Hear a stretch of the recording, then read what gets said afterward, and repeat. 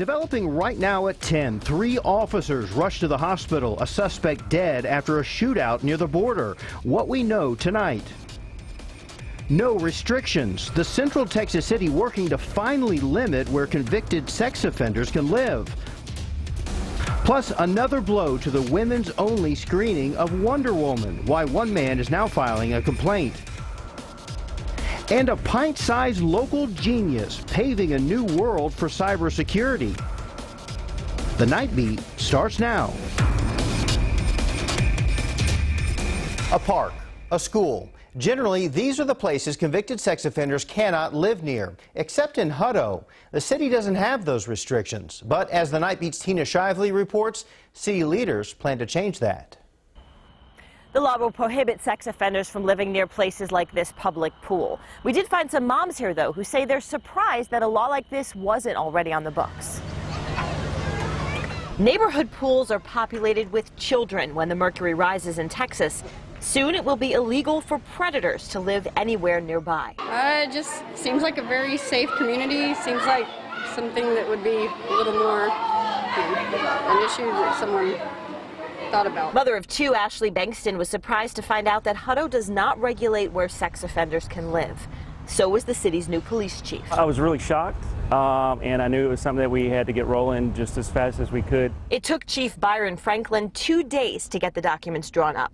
Hutto City Council approved them on first reading Thursday night. If passed, it would prohibit sex offenders from living within 1,000 feet of places where children gather, like schools or sporting events. One sexual offense committed in our city is way too many. City Manager Otis Jones says with the recent uptick in sexual assaults in Hutto, it's time for the new law. 10 years ago, it was a small, sleepy town, and today, we're approaching 30,000 people.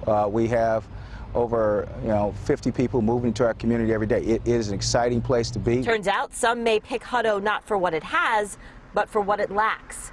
21 sex offenders currently live in the city limits. There had been some intel gathered from one of our CID detectives who was told by one of the offenders that Hutto was the place to come to because there is not a ordinance. Bankston says news of a new law is reassuring. I know a lot of people do their checks on their, their own, but it would be better if there were other people watching out too. The city plans to expand the police department by 27 officers in the near future. The second reading and likely the passage of the ordinance is likely going to happen on June 15th.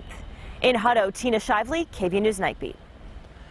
New tonight, 3 officers injured, a murder suspect dead after a shootout at a convenience store. This all happened earlier this evening in Laredo. Officers say they spent all day looking for 55-year-old Antonio Geraldo Rodriguez after reports he shot and killed his girlfriend. He was eventually spotted outside that convenience store. When officers approached, authorities say he started shooting. Rodriguez died. The conditions of the officers are unknown tonight. It's happening, although authorities aren't saying exactly when. Convicted child sex offender Greg Kelly is moving from his prison cell in Huntsville to the Williamson County Jail in Georgetown. With Kelly's conviction called into question after the announcement of another suspect, the move is to get him closer to his lawyers as they fight to get his conviction overturned. Kelly is in his 3rd year of a 25-year sentence for sexually abusing a 4-year-old boy. Once he's back in Central Texas, he'll stay behind bars unless a judge and the DA decide that he can be released on bond.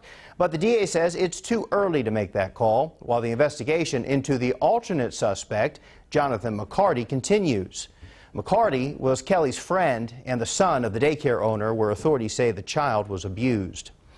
We won't know this weekend whether Governor Greg Abbott will call a special session. Earlier this week, he said that he would make that decision by Friday, but it hasn't come.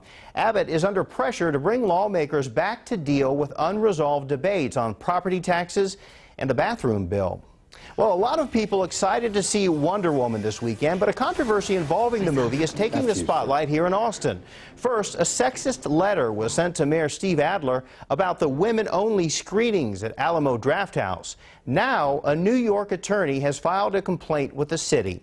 KVUE's Michael Perchek spoke with the lawyer.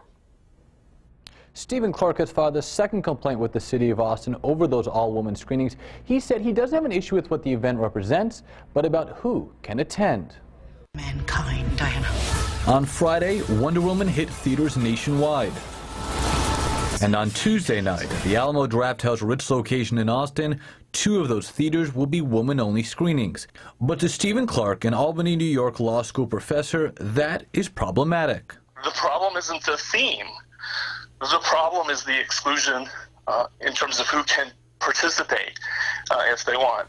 After hearing of the screenings, Clark logged onto the Drafthouse's Facebook page and read some of the replies to viewers. Those messages led Clark to take action. It was determinative. That made the difference. Their response made the difference. In response, Clark filed a complaint with Austin's Equal Employment and Fair Housing Office.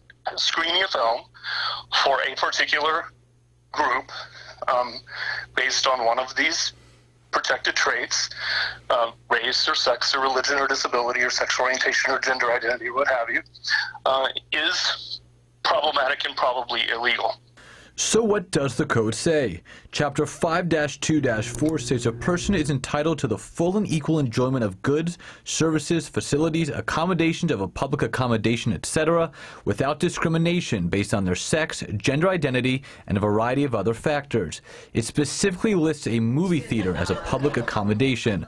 Alamo Drafthouse has declined to comment, but told us after the screenings were announced that their intention is not to alienate any group, but to celebrate a demographic they're really proud of. The Alamo Ritz is also planning on staffing the screenings with only women. It is important to note that this is a civil complaint, which is not a lawsuit. This story has received a ton of buzz on social media. Barbara writes, "I was waiting for this. Many women would be unhappy and declare it sexist if there was a men's-only movie night." Christine writes, "Waste of time, money, and resources over a movie and one-day promo. Gotta love it." I'm Michael Perchik, KVUE News Nightbeat. Austin Energy is working with a group who wants to preserve monk parakeet nests. A Facebook post says Austin Energy workers are using poles to knock down those nests. The company says, yeah, it is doing that, but it's for a good reason, safety, because the nest can catch fire. We're not going to go remove nests unless there's an imminent safety or electrical hazard that could compromise human life, quite honestly. Austin Energy says it uses poles because the lines are high voltage, so it's not safe for workers to just grab the nests. The advocacy group says on Facebook that it wants workers to avoid moving the nests from April to June for breeding season. Check your freezer for tuna if you bought it in the past month. The FDA issued a recall after frozen tuna cubes from Indonesia tested positive for hepatitis A. The tuna could have been sold at the Central Market on North Lamar Boulevard. For more information about this story, find it on our website, KVUE.com. Dallas dealing with heavy rain today. Check this video out. A car was on fire, stuck in flooding. The fire department was pulling up when a bulldozer wheels right through the rain, dropping buckets on the car. The fire department sprayed the car down after, just in case. None of that here tonight, though. Chief Meteorologist Albert Ramon has what we are tracking, and we do have a little rain in the forecast, Albert, but not a whole lot like that for sure. Yeah, kind of like what we saw this evening. Austin was dry, but several little pop-up showers and storms this evening, a lot of which are starting to wind down. You see them popping up this evening out west, and also due north of Austin between Hutto and Round Rock and to the north of Pflugerville. This thunderstorm is falling apart, still dropping some pretty heavy rainfall, though, right around the toll 45 to the southeast of Round Rock, and because it's been slow moving, Doppler radar estimates of over 2 inches of rainfall in that very small section of Williamson County has already fallen. Also a rogue shower or thunderstorm developing right now in the extreme northwest corner of Burnett County. So we'll keep in a 30% chance of a passing shower tonight into tomorrow. A little better opportunity for scattered showers and storms by the end of the weekend and as we start the upcoming work week. Your full forecast is coming up. See you in a bit, Albert. Investigators still trying to determine if the deadly attack at a Philippine casino was terrorism related, even after ISIS claimed responsibility. Police say a man started a fire with gasoline, killing at least 36 people before taking his own life. ISIS later claimed responsibility for the attack, but now local police believe it was a botched robbery done by, quote, an emotionally disturbed individual. If ISIS did lead the attack, it would be the third major attack that it's been behind in 2 weeks. This weekend is the widely anticipated Ariana Grande One Love Manchester concert. Now, Freeform and ABC will both air it. Grande will be joined by Justin Bieber, Katy Perry, Miley Cyrus, Coldplay, the Black Eyed Peas, and Robbie Williams.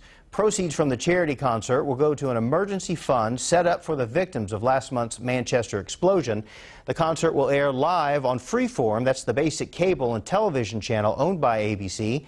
Then you can catch a 1-hour highlight special after the NBA Finals and the Night Beat right here on KVUE. A local genius weighs in on cybersecurity, the tips you can learn from an 11-year-old.